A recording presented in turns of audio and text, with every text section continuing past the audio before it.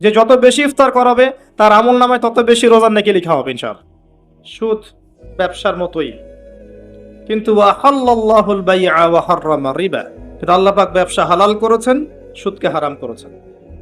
আল্লাহ পাক ব্যবসাকে হালাল করেছেন, সুদকে হারাম করেছেন, কিন্তু এক শ্রেণীর মানুষ বলে সুদ আর ব্যবসা একই জিনিস। আল্লাহ পাক বলছেন এরা কিয়ামতের মাঠে এমন ভাবে উঠবে যেন ওদের গায়ে জিন ভর করেছে, জিন শয়তান ভর করেছে। আর আমাদের প্রিয় নবী সাল্লাল্লাহু আলাইহি ওয়াসাল্লাম, যার চেহারাটা আপনাকে দেখানো হবে কবরে, আমাকেও দেখানো হবে, সবাইকেই দেখানো হবে, তিনি বলেছেন যে এই রিবার পাপের ৭০টা শাখা আছে। কয়টা? কোন হাদিসে আছে ৭৩টা, তবে বেশিরভাগ হাদিসে এসেছে ৭০টা শাখা আছে। তার সবচেয়ে নিচের শাখা হচ্ছে নিজের মাকে বিয়ে করা। ওই যে পিতামাতার কথা বললাম, যার খেদমত না করলে জান্নাত পাওয়া যাচ্ছে না, সেই মাকে বিয়ে করার মতো পাপ হচ্ছে রিবা খাওয়া, সুদ খাওয়া। আর নবী সাল্লাল্লাহু আলাইহি ওয়াসাল্লাম আরো বলেছেন যে 4 শ্রেণীর মানুষের প্রতি সমান অভিশাপ। আমি 4 শ্রেণীর মানুষকে লানত করে গেলাম, এটা তার ভাষ্য, দয়া করে আমার উপর রাগ হবেন না, এটা তার ভাষ্য। যদি অবজেকশন থাকে কিয়ামতের মাঠে আপনার সাথে দেখা হবে রাসূল সাল্লাল্লাহু আলাইহি সাল্লামের, তাকে জিজ্ঞেস করে নেবেন।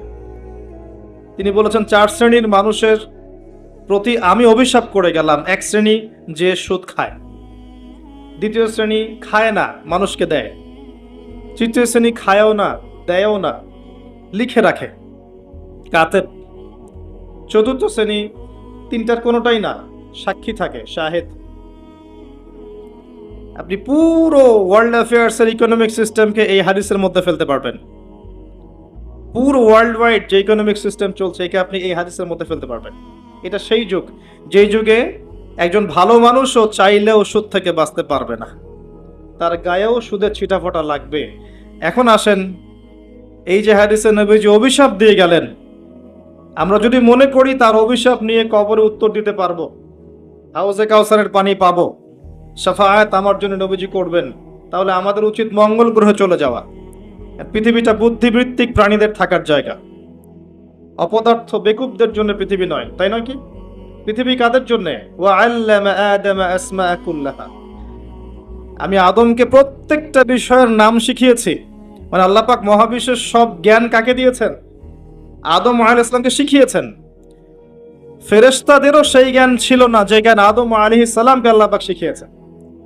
এই আদম সন্তানদের জন্যই পৃথিবী, এই আদমের সন্তান আমরা যারা আছি আমাদের জন্য পৃথিবী। যারা মনে করছি আল্লাহ এবং তার রাসূলের সাথে যুদ্ধ করেও জান্নাত পাওয়া যাবে, নবী সাল্লাল্লাহু আলাইহি ওয়াসাল্লামের অভিশাপ কাঁধে নিয়েও জান্নাত পাওয়া যাবে, তাদের জন্য পৃথিবী নয়, অন্য কোনো গ্রহ। আল্লাহ পাক আমাদেরকে বোঝার তৌফিক দান করুন, আমিন। দ্বিতীয় সিঁড়িতে নবী সাল্লাল্লাহু আলাইহি ওয়াসাল্লাম তিনি বলছেন আমিন। সাহাবীরা বললেন, কেন আমিন বললেন? নবী সাল্লাল্লাহু আলাইহি ওয়াসাল্লাম বলছেন যে যখন আমি দ্বিতীয় সিঁড়িতে ছিলাম তখন জিবরাইল আলাইহিস সালাম আমাকে বলেছিলেন, ধ্বংস হোক সেই ব্যক্তি যে রমজান মাস পেল, শাহরু রমাদান, রমজান মাসকে পেল, কিন্তু রমজান মাসে নিজের ইবাদত দিয়ে, আমল দিয়ে আল্লাহকে সন্তুষ্ট করতে পারলো না, নিজের গোনাহ মাফ করাতে পারলো না, তার জন্য ধ্বংস। তখন আমি বলেছি আমিন। আমরা এখানে একটা দোয়া করি, আল্লাহ পাক আমাদের সবাইকে রমজান পর্যন্ত যেন পৌঁছে দেন, আমিন। এবং রমজান মাসে আমাদের সবাইকে বেশি বেশি ইবাদত করার মধ্য দিয়ে নিজেদের গোনাহ মাফ করানোর তৌফিক আল্লাহ পাক যেন দান করেন, আমিন। কিছু প্ল্যান করবেন রমজান মাসে, মিনিমাম একবার কোরআন খতম দেওয়ার চেষ্টা করবেন। মাসে 1 খতম যদি দিতে পারেন, তার মানে আপনাকে প্রত্যেক দিন 1 পারা করে কোরআন পড়তে হচ্ছে। ডেইলি 1 পারা করে কোরআন পড়া কিন্তু খুব কঠিন কিছু নয়, 1 ঘন্টা সময় লাগবে সর্বোচ্চ। যারা হাফেজে কোরআন তাদের তো 15 মিনিটও সময় লাগে না, 10-15 মিনিটে তারা 1 পারা পড়ে ফেলতে পারে। যত বেশি কোরআন তেলাওয়াত করবেন আপনার জীবনে তত বরকত আসবে, আপনি তত কম অসুস্থ হবেন ইনশাআল্লাহ, আপনার পরিবারে বরকত আসবে, রিজিকে বরকত আসবে। আল্লাহর কালামের সাথে আপনার সম্পর্ক থাকলে আল্লাহর কালাম কিয়ামতের মাঠে আপনার জন্য সুপারিশ করবে। এবং দেখবেন এমন কিছু আপনি বুঝতে পারছেন, আপনার অন্তর্দৃষ্টি খুলে যাচ্ছে, যেটা 8-10টা মানুষ বুঝতে পারছে না। কারণ আল্লাহর কিতাবের সাথে আপনার সম্পর্ক আছে। প্রত্যেক হরফে কমপক্ষে 10টা করে নেকি পাবেন, প্রত্যেক হরফে কমপক্ষে 10টা করে নেকি পাবেন। আর নবীজি তো আগেই বলেছেন, অনেক বিখ্যাত হাদিস, খায়রুকুম মান তাআল্লামাল কুরআনা ওয়া আল্লামাহ, তোমাদের মধ্যে শ্রেষ্ঠ ব্যক্তি সে যে নিজে কোরআন শেখে অপরকে শেখায়। আর যারা মাশাআল্লাহ পড়তে পারি তারা অর্থটা পড়ার চেষ্টা করবো ইনশাআল্লাহ। এক মাসে পুরো কোরআনের অর্থ পড়া যাবে যাবে ইনশাআল্লাহ। এবং সব অর্থ আমরা হয়তো বুঝবো না, যেগুলো বুঝবো না ওলামায়ে কেরাম, নাকি নিজে নিজে ব্যাখ্যা করবেন, নিজে ব্যাখ্যা করতে যাবেন না, যেটা বুঝতে পারছেন না ওলামায়ে কেরাম আলেম ওলামার কাছে যাবেন, জিজ্ঞাসা করবেন, ফতোয়া জেনে নেবেন, সিম্পল। কিন্তু কোরআনের অনেক কিছুই আপনি বুঝতে পারবেন। এই যে একটা আয়াত আমি তেলাওয়াত করে শোনালাম, এই আয়াতটা বুঝতে কারো অসুবিধা আছে? মুহকামাত আয়াতগুলো বুঝতে কারো অসুবিধা হওয়ার কথা না। কিছু আয়াত থাকবে মুতাশাবিহাত, ব্যাখ্যার অবকাশ আছে, আমি হয়তো বুঝতে পারছি না। অনেক ক্ষেত্রে সাহাবীরাও বোঝেন নেই। যেমন রমজান মাসে সেহরি খাওয়ার আয়াতটা, সেহরি খাওয়ার সময়সীমা সাদা সুতা থেকে কালো সুতা পার্থক্য করার আয়াতটা আছে না? হাফেজে কোরআন আছেন এখানে? তো একজন সাহাবী সত্যিকার অর্থে সুতা নিয়ে বসেছিলেন, যতক্ষণ সুতা দেখা যাচ্ছে তিনি খাচ্ছেন। নবীজি বললেন এটার ব্যাখ্যা আসলে এটা নয়, এটা ব্যাখ্যা হচ্ছে সুবহে সাদিক হয়ে গেলে খাওয়ার যাবে না। তো এখানে কিন্তু আরব ভাষাভাষী হওয়া সত্ত্বেও তারা বুঝতে পারেন নাই। তো অনেক বিষয় আছে যেগুলো আমরা সরাসরি হয়তো বুঝতে পারবো না, এগুলো আলেম ওলামার কাছে জিজ্ঞেস করতে হবে। রমজান মাসে অবশ্যই কোরআন তেলাওয়াত করবেন এবং অর্থ সহ বোঝার চেষ্টা করুন। আল্লাহ পাক তৌফিক ইনায়েত করুন, আমিন। যারা হিফজ করেছেন রমজান মাসে হিফজটাকে চর্চা করবেন, এবং সবচেয়ে ভালো হয় তারাবির নামাজ পড়াবেন। তারাবির নামাজ পড়ালে আপনার হিফজের চর্চা থাকবে। আর তারাবি পড়বেন ইসলামিক সংস্কৃতিকে বুকে ধারণ করে। তাড়াহুড়া করে নামাজ পড়ে ওই মোরগের মতো ঠোকর দেওয়া দেখেছেন? এভাবে নামাজ পড়বেন, ধীর স্থিরভাবে সালাত পড়বেন, সময় দিয়ে রুকু সিজদা ঠিক করে, কেরাতটা লম্বা করে। আর মুসল্লিদেরকেও ধৈর্যশীল হতে হবে। ইমাম সাহেব একটু যদি লম্বা করেন নামাজ, এত বিরক্ত হওয়ার কিছু নাই। যারা রমজান মাসে উমরা করেছেন, অনেকে করেছেন না? যারা রমজান মাসে উমরা করেছেন বা কাবা ঘরে নামাজ পড়েছেন, নববীতে নামাজ পড়েছেন, দেখেছেন লম্বা করে সুন্দর তেলাওয়াতে নামাজ পড়ায়। নামাজ এত সুন্দর তেলাওয়াতে পড়ায়, এত স্নিগ্ধতার সাথে, মুগ্ধতার সাথে, মাধুর্যের সাথে, আপনার মনোযোগ বাইরে যাবেই না দেখবেন। তো এরকম করে তারাবির নামাজে আমাদেরকে অভ্যস্ত হতে হবে। সম্ভব হলে শেষ রাত্রে আবার উঠবেন, উঠে আল্লাহর কাছে চোখের পানি ছেড়ে দিয়ে কাটাকাটি করবেন। সেহরির আগ পর্যন্ত, আমরা তো সেহরির আয়োজন দেখলে আমাদের মাথা খারাপ, মানে দুনিয়ার সব খাবার আজকেই খাওয়া লাগবে, ভাবটা এমন, যাতে আমার সারাদিন কোনো কষ্ট না হয়। যত বেশি খাবেন সেহরি ইফতারে তত অসুস্থ বেশি হবেন, যত মাঝামাঝি খাবেন তত সুস্থ থাকবেন। আর আল্লাহর ওয়াস্তে খাওয়ার সুন্নত আমাদের কাছ থেকে শেখার দরকার নাই। খাওয়ার যে সুন্নত এটা আপনি নবী সাল্লাল্লাহু আলাইহি ওয়াসাল্লামের কাছ থেকে শিখেন, আমাদের কাছে শেখার দরকার নাই। কারণ আমরা এখনো খাওয়ার সুন্নত শিখিনি, সবাই বেশিরভাগই শিখি নাই। খুব কম মানুষই আছে পেটের এক ভাগ খায়, এক ভাগ ফাঁকা রাখে আর এক ভাগ পানি খায়, এরকম মানুষ খুব কম আছে। বেশিরভাগ মানুষই 7 পেট খাচ্ছি আমরা, এটা খাওয়ার সুন্নত নয়। এই কারণে রোগ ব্যাধি বেশি হচ্ছে, মানুষ না খেয়ে মরে না, উল্টাপাল্টা খেয়ে মরে। আল্লাহ পাক আমাদেরকে সুন্নাহ মতো খাওয়ার তৌফিক দান করুন। খাওয়া ঠিক হচ্ছে না তো আমাদের, এবং যে খাবারগুলো খাচ্ছি দেখবেন অনেক খাবার ম্যানুফ্যাকচার্ড, মানে ভেজাল। এই কারণে আমাদের ভিতরের যে ইমিউনিটি সিস্টেম এটা নষ্ট হয়ে যাচ্ছে। সামান্য সর্দি জ্বরের ভাইরাসে মানুষ মারা যাচ্ছে, এটা হওয়ার কথা ছিল না। অনেক কিছুই ঠিক হচ্ছে না। নামাজ দেখবেন, নামাজ বাহ্যিকভাবে মনে হচ্ছে যে খুব সুন্দর নামাজি আমরা, কিন্তু দেখবেন নামাজে মনোযোগ নাই, নামাজে মন বসতেছে না। ইবাদত করতেছি, স্বাদ পাচ্ছি না, এমন হয় না? ইবাদত করছি, স্বাদ পাচ্ছি না, হচ্ছে না? রিজিক হারাম। রিজিক ঠিক করেন, স্বাদ পাবেন ইনশাআল্লাহ। খেয়াল রাখেন, রিজিক হারাম আছে, স্বাদ পাবেন না। তাড়াহুড়া করছেন, আপনি নামাজে তাড়াহুড়া করছেন, নামাজটা ফোর্থ সাবজেক্ট, দুনিয়ার কাজ মেইন সাবজেক্ট, নামাজে স্বাদ পাবেন না। সব কাজকে স্টপ করেন, নামাজে রিল্যাক্সে দাঁড়ান, স্বাদ পাবেন। নামাজে কি পড়ছেন, আল্লাহু আকবার থেকে আসসালামু আলাইকুম রাহমাতুল্লাহ পর্যন্ত অর্থ আপনি বোঝেন না, এই কারণে নামাজে মনোযোগ আসছে না। এগুলো বাস্তব। এবং কোনো কোনো ক্ষেত্রে দেখবেন অজু ঠিক হচ্ছে না, তাড়াহুড়ো করে অজু করছেন। আরেকটা সমস্যা তো আমি ধরিয়ে দিয়েছি, এই যে ইমানের জোর যার যত বেশি, ট্যাপের স্পিড কি তত বেশি। এটা অজু হচ্ছে না ঠিক মতো। অজুর জন্য লিমিটেড পানি আছে। নবী সাল্লাল্লাহু আলাইহি ওয়াসাল্লাম এক বালতি পানি দিয়ে অজু করতেন না। আমরা দেখবেন এক বালতি পানি শেষ করি অজু করতে গিয়ে। খেয়াল করে দেখেছেন? দিন দিন পানি কমছে আমাদের, পানির আযাব আসবে সামনে, পানির স্তর নিচে নেমে যাবে। এটাও একটা আলামত আখিরুজ্জামানের। এটা শুরু হয়ে গেছে অলরেডি। মানুষ বিশুদ্ধ পানি সার্চ করে পাবে না, দেখেন, কারণ আমরা অপচয় করছি। শয়তানের ভাই হয়ে আবার নামাজের কাতারেও দাঁড়াচ্ছি। তো অনেক কিছুই মনে হচ্ছে বাহির থেকে অনেক ঠিকঠাক, কিন্তু আসলে ভিতরটা ঠিকঠাক নয়। মসজিদে গিয়েও দেখবেন অনেক সময় নামাজের পরিবেশ পাচ্ছেন না, নামাজে দাঁড়িয়ে আছেন, পাশে চিল্লাচিল্লি করছে। আর এটাও শেষ জামান হাদিসে আছে, মসজিদে চিল্লাচিল্লি বেড়ে যাবে, মসজিদে হই হুল্লা বেড়ে যাবে, নীরব স্নিগ্ধ একটা পরিবেশ পাচ্ছেন না মসজিদে নামাজ পড়তে গিয়ে। এবং নামাজ পড়ানোর ক্ষেত্রে ইমাম সাহেবের স্বাধীনতা নাই, কমিটি ওকে নিয়ন্ত্রণ করে।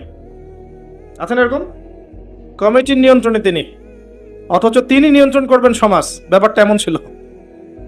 যাই হোক, তো বাহ্যিক চোখ দিয়ে আমরা যা দেখছি, বাস্তবতা আসলে অনেক ক্ষেত্রে এর উল্টা। রমজান মাসের কথা বলছিলাম, তারাবির সালাতটাকে ধীর স্থিরভাবে লম্বা করে সুন্দর করে পড়েন, ইবাদতের স্বাদ পাবেন। সেহরি ইফতারে লৌকিকতা বাদ দেন, যতটুকুতে হয়ে যায় অতটুকু করেন। ঈদের কেনাকাটা, এই যে কেনাকাটা করি আমরা, রমজানের কেনাকাটা, ঈদের কেনাকাটা, এগুলো আগে করে রাখেন, এখনই করে রাখেন। এখন করে রমজান মাসটাকে ফ্রি করে ফেলেন। রমজানে আমি কোনো কাজ করব না, রমজানে আমার শুধু ইবাদত। রমজানে আমি সালাতে মনোযোগী হব, 5 ওয়াক্ত নামাজ জামাতে পড়ব, তারাবির নামাজ রাতে পড়ব, প্রয়োজনে আমরা শেষ রাত্রে আবার উঠব, ইফতার করব, ইফতার করাবো, দেশের মানুষকে, সমাজের মানুষকে ফ্রি ইফতার করাবো। যে যত বেশি ইফতার করাবে তার আমল নামায় তত বেশি রোজার নেকি লেখা হবে ইনশাআল্লাহ।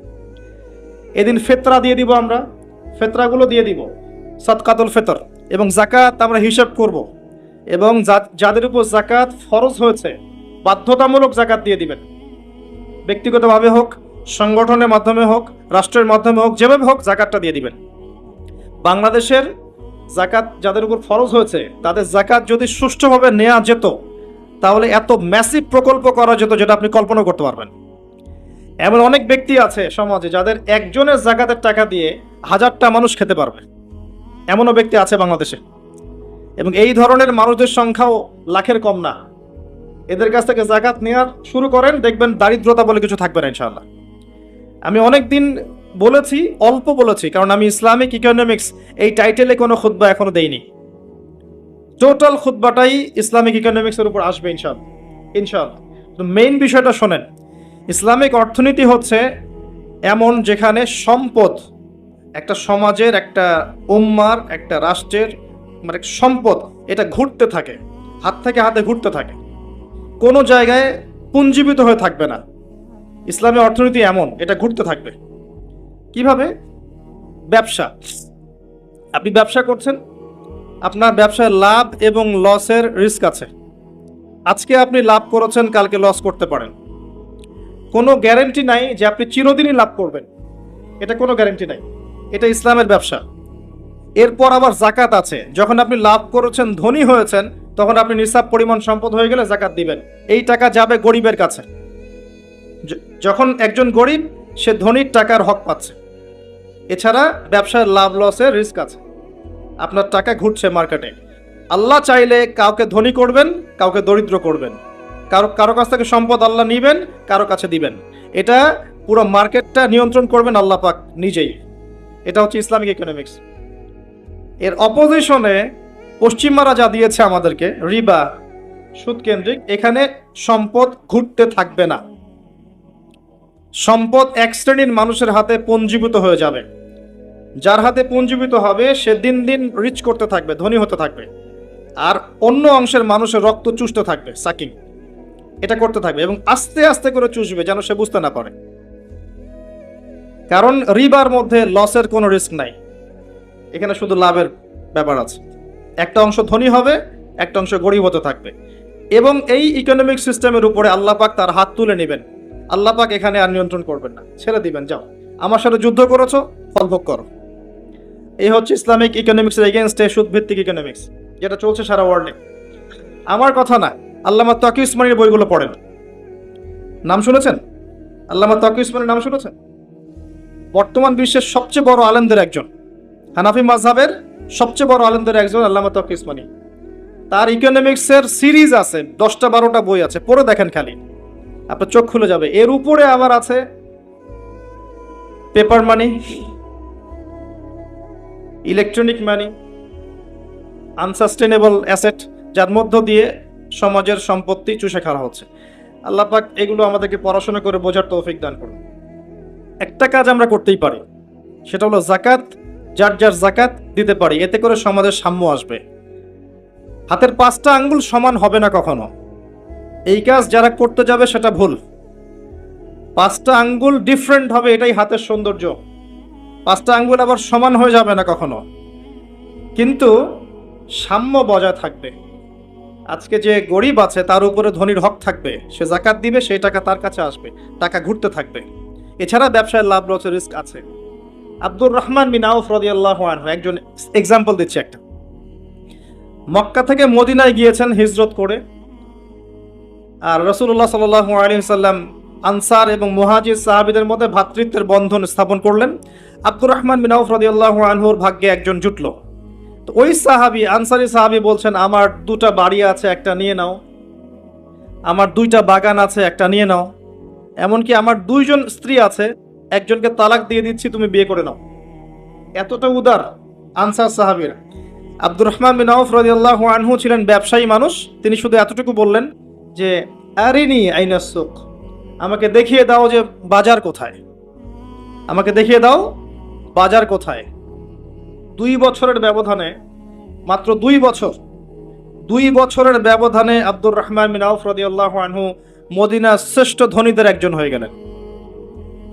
আত্মসম্মানবোধ, গায়রত, আল্লাহর উপর তাওয়াক্কুল, ব্যবসায় মেহনত, ধনী হয়ে গেলেন। তারা কিন্তু সুদের মধ্য দিয়ে ধনী হননি, ব্যবসার মধ্য দিয়ে হয়েছেন। উসমান রাদিয়াল্লাহু আনহু, তার মতো ধনী মানুষ বিল গেটসও এত বড় ধনী না। আমরা মনে করি না যে সে অনেক বড় ধনী, মনে করি না? এ তো রক্তচোষা মানুষ, মানুষের রক্ত চুষে খেয়েছে। উসমান বিন আফফান রাদিয়াল্লাহু আনহু তাবুক যুদ্ধের সময়, তাবুক যুদ্ধে সেনাবাহিনীর সংখ্যা কত ছিল জানেন? মিনিমাম 8 থেকে 10,000 সেনাবাহিনী মুসলিমদের। এই সেনাবাহিনীর অর্ধেকের দায়িত্ব তিনি নিয়েছেন। কথা বুঝতে পারছেন? এই প্রায় 5,000 4,000 সৈন্য 3 মাস খাবে, পড়বে, যাবে, রসদ সব খরচ আমি একা দিব। কে বলতে পারে এমন কথা? চিন্তা করেন তো। তারা সুদের মধ্য দিয়ে ধনী হননি, ব্যবসার মধ্য দিয়ে হয়েছেন। আল্লাহ পাক আমাদেরকে বোঝার তৌফিক দান করুন, আমিন। আমরা এতটুকু করতে পারি, যাকাত দিবেন, যাকাত অবহেলা করবেন না। যাকাত যদি না দেন, বিশ্বাস করেন এই সম্পদ গলিয়ে গালে, কপালে, পিঠে আল্লাহ পাক লেপটে দিবেন কিয়ামতের মাঠে। সূরা তওবা পড়ে দেখেন, বাসায় গিয়ে সূরা তওবা পড়ে দেখেন। তো রমজান মাসে যাকাতগুলো দিয়ে দেন, যাকাত দিয়ে দেন, আল্লাহ পাক তৌফিক দান করুন। সদকায়ে ফিতরগুলো আদায় করে দিবেন। রমজান মাসের খরচাপাতি আগে করে রাখবেন, রমজান মাসে ব্যস্ত হবেন না। স্পেশালি বাসার মেয়েদেরকে কন্ট্রোল করবেন, এরা যেন রমজান মাসে বাইরে এরকম ঢ্যাং ঢ্যাং করে ঘুরতে না যায়।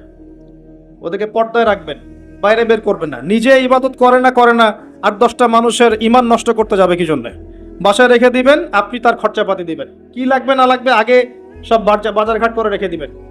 রমজান মাসে আপনি বাজারে দৌড়াদৌড়ি বেশি করবেন না। হ্যাঁ, বাজারে যাবেন একটা কারণে, ডেইলি বাজারে যাবেন একটা কারণে। কি কারণ বলে দিব? অন্যকে সালাম দিবেন বাজারে গিয়ে, অন্যকে সালাম দিতে বাজারে যাবেন, আর একটা দোয়া পড়তে বাজারে যাবেন, দোয়া পড়ে বাসায় চলে আসবেন। মনে করেন আপনার কোনো কাজ নাই, ফ্রি আছেন, বাসার পাশে বাজার, হেঁটে হেঁটে বাজারে যান না চা খেতে, আড্ডা মারতে, বাজারের চায়ের দোকানে বসে টিভি দেখেন না, ক্যারাম বোর্ড খেলেন না? বুড়া মানুষ দেখা যায় যে সবগুলো দাড়ি পেকে গেছে, তাও ক্যারাম বোর্ড খেলছে রাতের বেলা জেগে জেগে বাজারে। এই দৃশ্য দেখা যায় না? লুডো খেলছে। আবার এখন দেখি 4-5টা ছেলে মাথাটা এক জায়গায়, মাঝখানে একটা ফোনের মনিটর। পরে বুঝলাম যে ওখানেও নাকি লুডো খেলা যায়। এগুলো আমরা জানতাম না, এখন শিখছি। এইগুলো করতে বাজারে যাই। আবার ছেলেরা কি জন্য যায়? ওই যে বাজারে মেয়েরা ছেলেরা গিয়ে কসমেটিক্সের দোকানে দাঁড়িয়ে থাকে, কারণ মেয়েরা ওখানে আসে। এই তো চিত্র। আর ফ্রি মিক্সিং দিয়ে তো আমরা উন্মুক্ত করে দিয়েছি মাশাআল্লাহ। এমনকি আমরা এখন এটাও মনে করি যে একটা ছেলে একটা মেয়ে যদি একে অপরের সম্মতিতে জেনা করে এটা অবৈধ না, এটা কোনো অপরাধ না। আমরা এখন এমনটা মনে করি। যখন 4-5টা ছেলে জোরপূর্বক কোনো মেয়েকে ধরে রেপ করে দেবে তখন সেটা অপরাধ আমরা মনে করি, এটা শাস্তির ব্যবস্থা করি। কিন্তু সম্মতিতে যদি একজন আরেকজনের সাথে সেক্সুয়াল সম্পর্ক করে এটা কোনো অপরাধ বলে গণ্য হয় না। বিষয়টা এমন হচ্ছে না? আল্লাহ পাক এমনি বলেননি যে লাহুম কুলুবুন লা ইয়াফকাহুনা বিহা, তাদের কলব দিয়েছিলাম উপলব্ধি করেনি। ওয়া লাহুম আযানুন লা ইয়াসমাউনা বিহা, কান দিয়েছিলাম আমার হেদায়েতের বাণী শোনেনি। ওয়া লাহুম আ'য়ুনুন লা ইউবসিরুনা বিহা, দু চোখ দিয়েছিলাম কখনো দেখেনি। উলাইকা কাল আনআম, এরা গবাদি পশুর মতো, এরা গবাদি পশুর মতো। দে আর জাস্ট লাইক ক্যাটলস। বাল হুম আদাল, বরং তার চাইতেও তারা নিকৃষ্ট। ওয়া উলাইকা হুমুল গাফিলুন, তারা হচ্ছে গাফেল সম্প্রদায়। আল্লাহ বলেছেন এদের ব্যাপারে, আল্লাহ পাক বলেছেন ওয়া লাকাদ যারানা লি জাহান্নামা কাসীরাম মিনাল জিন্নি ওয়াল ইনস, এরকম প্রচুর মানুষকে দিয়ে আমি জাহান্নাম পূর্ণ করব। নাউযুবিল্লাহ। কত মানুষ দিয়ে? প্রতি হাজারে কয়জন? প্রতি হাজারে 999 জন মানুষ জাহান্নামে যাবে। সহিহ বুখারীর হাদিস 4 বার এসেছে। প্রতি হাজারে 999 জন মানুষ জাহান্নামে যাবে। মানে অঙ্ক করতে বসার দরকার নাই যে টোটাল জনসংখ্যার কতটুকু, এটা একটা মেজরিটি বোঝানো হচ্ছে, সংখ্যাধিক্য বোঝানো হচ্ছে। এমনকি আমাদের উম্মত সম্পর্কে বলা হয়েছে এই উম্মত 73 দলে ভাগ হয়ে যাবে। বনু ইসরাইল ভাগ হয়েছিল 72 দলে, এদের মধ্যে 72টা দলই জাহান্নামে যাবে, একটা দল জান্নাতে যাবে। কারা তারা? মা আনা আলাইহি ওয়া আসহাবি, আমি যার উপরে আছি, আমার সাহাবীরা যার উপর আছে। বেশিরভাগ লোক কখনো সত্য মিথ্যার মানদণ্ড নয়। আমরা একটা ভুল দর্শন নিয়ে চলছি, একটা ভুল ফিলোসফি, রং ফিলোসফি, যে বেশিরভাগ মানুষ যা বলবে তাই সত্য। ব্যাপারটা কি তাই? এখানে মনে করেন 1000 মানুষ আছেন, এখন আমি বললাম বলেন কারা কারা মত দিবেন যে সুদ হালাল। এখন ধরেন আপনারা 900 জন হাত তুললেন, হ্যাঁ হালাল হালাল হালাল, বাকি 100 জন বলল যে না হারাম। এখন আপনার দর্শন অনুযায়ী এটা হালাল, because majority should be granted, বেশিরভাগ মানুষ যা বলেছে সত্য। কিন্তু আল্লাহর লজে এটা গ্রান্টেড হবে না। যদি একজনও বলে না হারাম, হারামই থাকবে। তো দর্শনগত পার্থক্য বুঝতে পারছেন? এটা ফিলোসফিক্যাল ডিফারেন্স। এই ফিলোসফিগুলো ওখান থেকে আসছে। কোথা থেকে আসছে? পশ্চিমা থেকে আসছে। যাই হোক, আল্লাহ পাক আমাদেরকে বোঝার তৌফিক দান করুন। রমজান মাসটাকে কাজে লাগান, যাকাত দেন, ইবাদত বন্দেগীতে সময় বাড়িয়ে দেন, নিজেদের দুনিয়াবি কাজগুলোকে হালকা করে ফেলেন, পরিবারে তালিম চালু করেন, মসজিদে জামাতে নামাজ পড়ার পরে উঠে চলে যাবেন না, রিল্যাক্সে বসে থাকবেন, দোয়া করবেন। রোজাদার অবস্থায় বেশি বেশি দোয়া কবুল হয়। রোজাদারের দোয়া আল্লাহ পাক ফিরাই দেন না।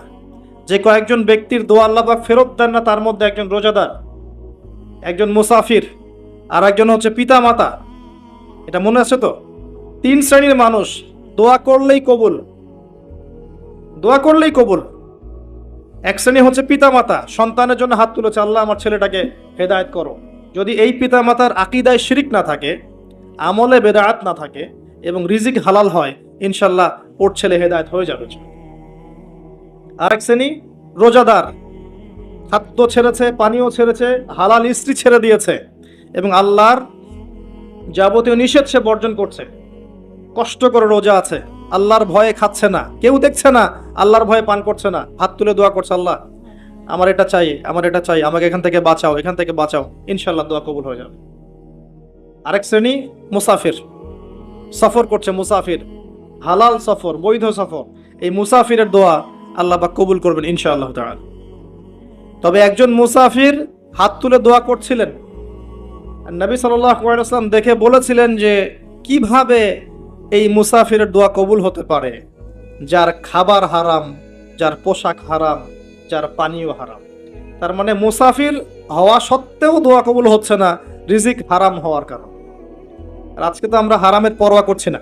এটা সেই যুগ যে যুগে মানুষ রিজিকের হালাল হারামের পরোয়া করবে না। যে কোনো উপায়ে আমার টাকা পয়সা আসলেই হলো, যে কোনো উপায়, সেটা হোক সুদের মাধ্যমে বা ঘুষের মাধ্যমে বা দুর্নীতির মাধ্যমে বা অন্যের সম্পদ লুটার মাধ্যমে, any how I have to reach, আমাকে বড় হতে হবে। এটা আমাদের কনসেপ্ট। এই কনসেপ্টটাকে আমরা পড়েছিলাম ফিলোসফিতে। এই ফিলোসফির নাম ছিল চারবাক দর্শন। নামটা কঠিন, চারবাক দর্শন। এটা একটা সাবকন্টিনেন্টাল দর্শন। তাদের ফিলোসফি হচ্ছে ঋণ করে ঘি খাও, ঋণ করে ঘি খাও, যতদিন বাঁচবে সুখে বাঁচবে। কথা বুঝতে পারছেন? বুঝেন তাই? লোন করে হলেও ঘি খান, মানে আপনার যেভাবে হোক আপনাকে বিত্তশালী হয়ে জীবনযাপন করতে হবে। মানুষের টাকা মেরে কেটে ঋণ নিয়ে যেমনে হোক নিজের পেটটাকে ভরেন, যতদিন বাঁচবে সুখে বাঁচবে, মরার পরে আর চিন্তা করার দরকার নেই। কথা বুঝতে পারছেন? আমরা এখন এই দর্শনে বিশ্বাস করছি, চলছি। আমার ভালো মন্দ হালাল হারাম মাপকাঠির দরকার নাই, টাকা পয়সা আসলেই হলো। কিভাবে আমি বাড়ি গাড়ি টাকা পয়সা ব্যাংক ব্যালেন্স স্ট্যাটাস বানাবো, এটা হচ্ছে মূল কথা। এই দর্শনটার নাম হচ্ছে চারবাক দর্শন। আল্লাহ পাক কোরআনে বলেছেন, এক শ্রেণীর মানুষ বলে, সূরা মুমিনুনের মধ্যে আছে, ইন হিয়া ইল্লা হায়াতুনা দুনিয়া নামুতু ওয়া নাহইয়া। এক শ্রেণীর মানুষ বলে এই দুনিয়ার জীবনটাই আমাদের একমাত্র জীবন। নামুতু ওয়া নাহইয়া, এখানে আমরা বাঁচি, এখানেই মরব।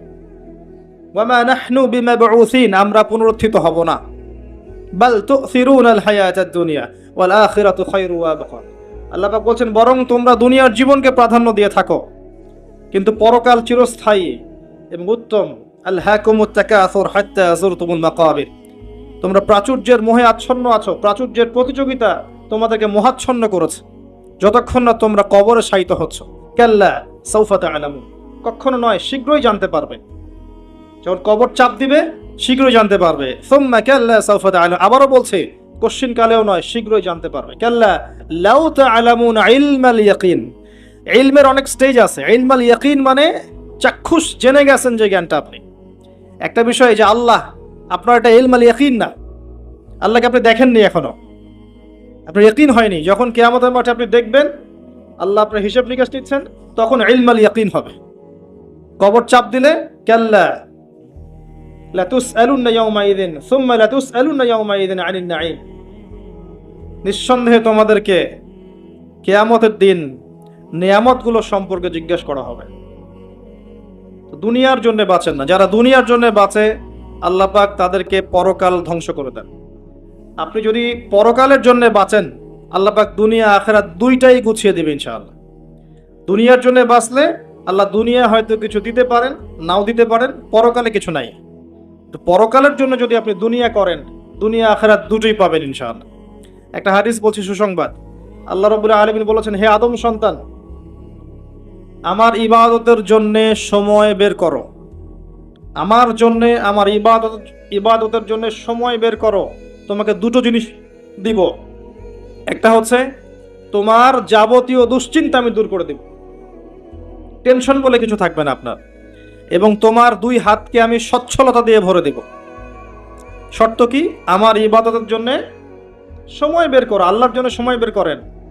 আর যদি তুমি এটা না করো, তাহলে তোমার দুই হাতকে আমি ব্যস্ততা দিয়ে ভরে দিব। এই যে কপালে অভাব লিখে দিবেন আল্লাহ, কোনোদিন অভাব দূর হবে না। আল্লাহ পাক আমাদেরকে তার ইবাদতের জন্য সময় বের করার তৌফিক দান করুন। রমজানের কথা বলতে গিয়ে অনেকগুলো কথা বললাম। রমজানটাকে খুব ভালোভাবে কাজে লাগানোর চেষ্টা করি। আল্লাহ পাক আমাদের সবাইকে তৌফিক দান করুন। নিয়াত করেন। রমজান আসার আগেই সাহাবীরা নিয়াত করতেন, এই রমজানটা আমি কিভাবে কাটাবো। বলা তো যায় না, এরপরে কোনো রমজান আপনি নাও পেতে পারেন, বলা যায়। হতে পারে যে এখন যারা বেঁচে আছি, এই রমজানের পরে আরো এক মহামারী আসলো, সব ধুয়ে মুছে শেষ, হতে পারে না? এই 3 বছর আগে কে জানতো যে এই হাজার হাজার মানুষ রমজান পাবে না, একটা মহামারী আসবে, সব শেষ হয়ে যাবে। তারাও মনে করেছিল শেষ বয়সে ভালো হয়ে যাব, এখন যৌবনকাল, এত তাড়াহুড়ার কি আছে, পরে ভালো হয়ে যাব।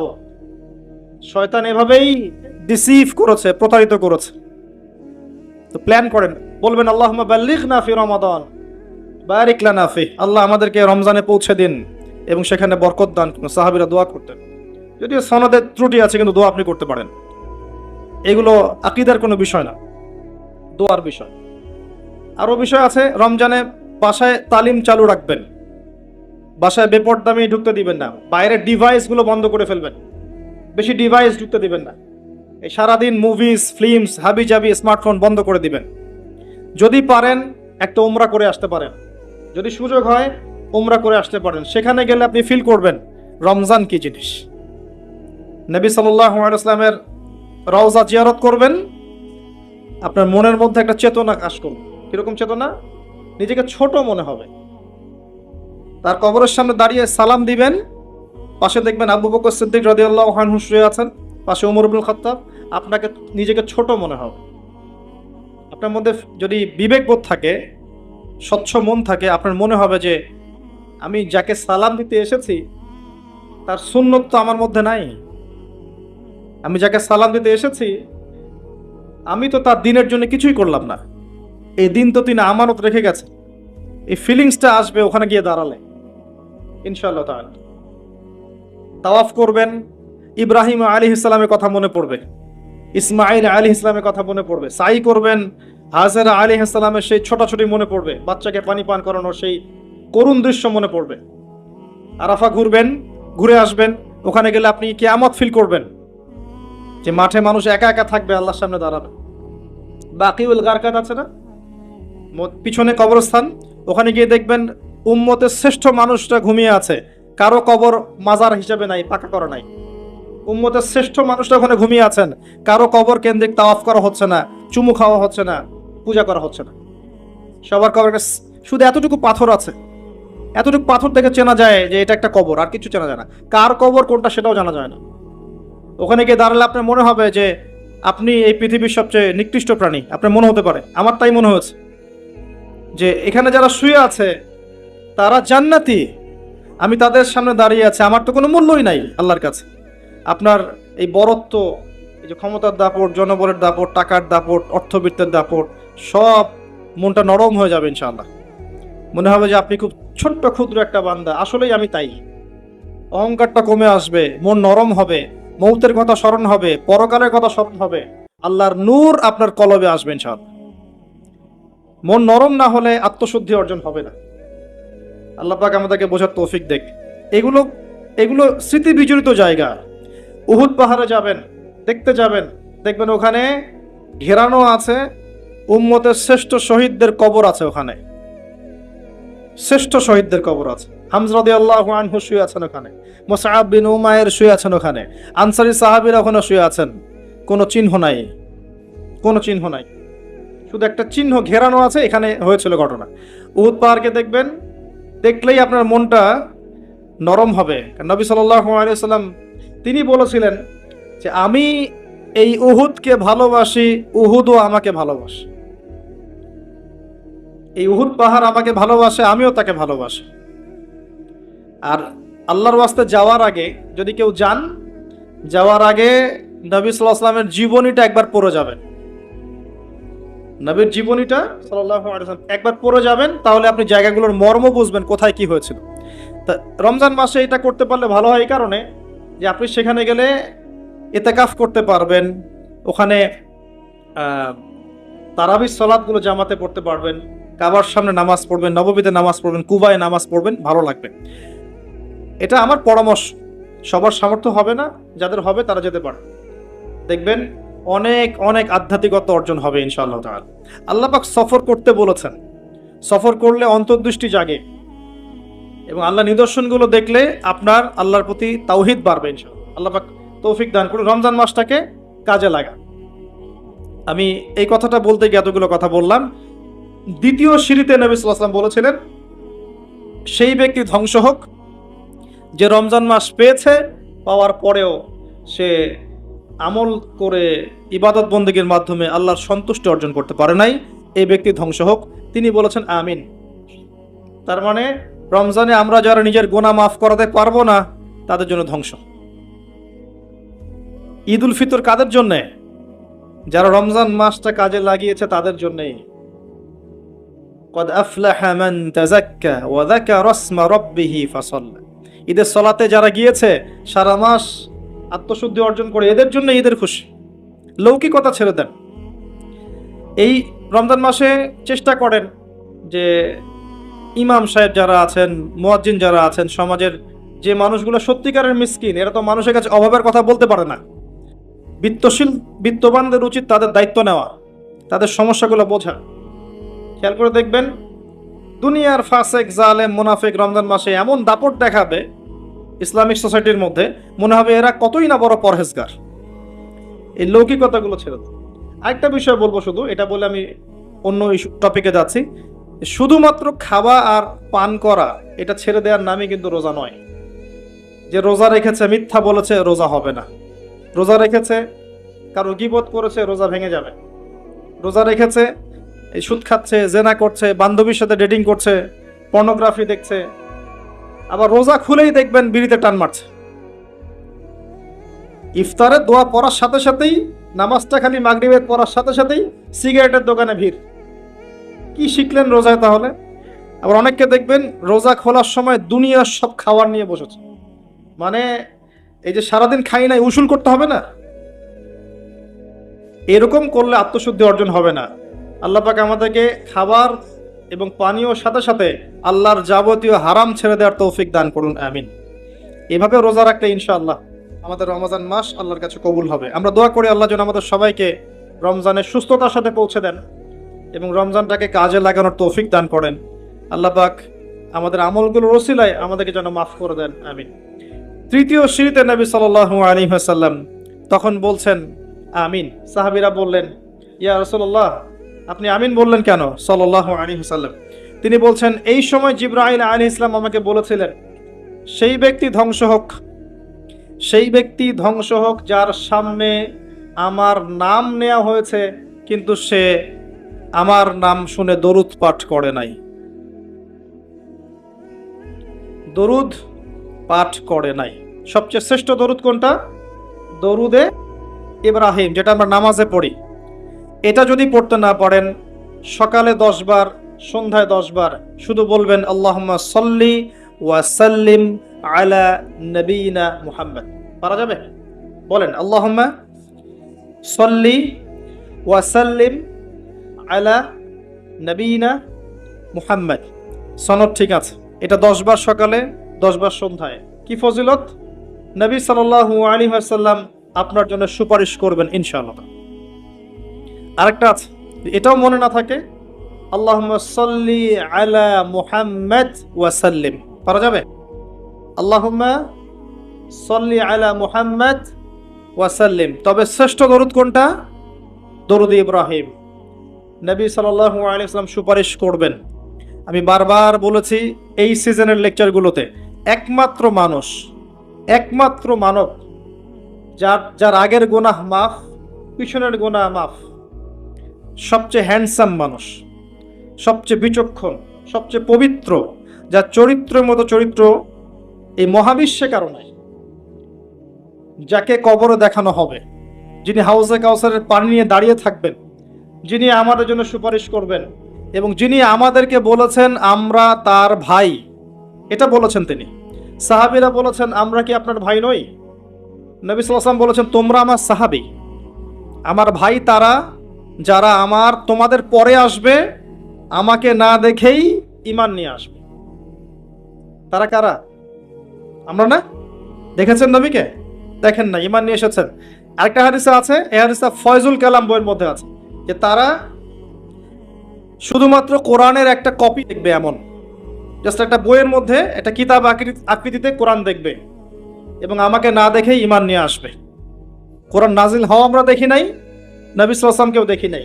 একটা কিতাব আকারে দেখেছি, ঈমান এনেছি, নবীর সুন্নতের কথা শুনেছি, ঈমান এনেছি। এদেরকে নবীজি বলেছেন তারা আমার ভাই। বলেন সুবহানাল্লাহ। কিয়ামতের মাঠে সবাই যখন বলবে ইয়া নাফসি ইয়া নাফসি, নবী সাল্লাল্লাহু আলাইহি ওয়াসাল্লাম বলবেন ইয়া উম্মতি ইয়া উম্মতি। এই মানুষটার নাম শুনলে দরুদ পড়াটা কি আমাদের উচিত না? অ্যাটলিস্ট এতটুকু বলবেন সাল্লাল্লাহু আলাইহি ওয়াসাল্লাম। এখন আরেকটা আসল কথা, শুধু কি দরুদ পাঠ করলেই হবে, নাকি নবী সাল্লাল্লাহু আলাইহি ওয়াসাল্লামকে আমাদের একমাত্র আদর্শ রূপে গ্রহণ করতে হবে? কোনটা? আল্লাহ পাক তার সম্পর্কে কি বলেছেন চলেন শুনি। আল্লাহ পাক বলেছেন লাকাদ কানা লাকুম ফি রাসূলিল্লাহি উসওয়াতুন হাসানা। কাদের জন্য উসওয়াতুন হাসানা? লিমান কানা ইয়ারজুল্লাহ ওয়াল ইয়াউমাল আখির। যারা আল্লাহ এবং পরকালে বিশ্বাস করে, আল্লাহকে পেতে চায়, তাদের জন্যে মুহাম্মদ সাল্লাল্লাহু আলাইহি ওয়াসাল্লামের মধ্যে আছে সর্বোত্তম আদর্শ। এটা কার কথা? আল্লাহর কথা। কিভাবে আদর্শ? আপনি ঘুমাবেন কার মতো করে? যদি রাসূলুল্লাহ সাল্লাল্লাহু আলাইহি ওয়াসাল্লামের মতো ঘুমান, পুরো ঘুমটা ইবাদত। পুরো ঘুমটা। আপনি ঘুমাচ্ছেন কার স্বার্থে? আমার স্বার্থে, আপনার স্বার্থে। ঘুমালে কি আল্লাহর কোনো স্বার্থ আছে? ওয়াজআলনা নাওমাকুম সুবাতা, তোমাদের জন্য, তোমাদের আরামের জন্য ঘুম দিয়েছি। ঘুম কি আল্লাহর জন্য? লা তাখুযুহু সিনাতুন ওয়ালা নাওম। ঘুম তন্দ্রা তাকে স্পর্শ করে না। যদি ঘুমানোর আগে বলেন আল্লাহুম্মা বিইসমিকা আমুতু ওয়া আহইয়া, ডান কাতে ঘুমান। ঘুমানোর আগে যদি ওযু অবস্থায় ঘুমাতে পারেন, সূরা কাফিরুন পড়তে পারেন একবার সূরা ফালাক, একবার সূরা নাস, একবার সূরা ইখলাস পড়তে পারেন। হাত একত্রিত করে ফু দিয়ে মাথা থেকে এগুলো মাসাহ করতে পারেন। আয়াতুল কুরসি একবার পড়তে পারেন, আর সূরা বাকারার শেষের 3টা আয়াত পড়তে পারেন। সারা রাত নফল পড়লে যে নেকিটা পেতেন ঘুমের মধ্যে পেয়ে যাবেন ইনশাআল্লাহ।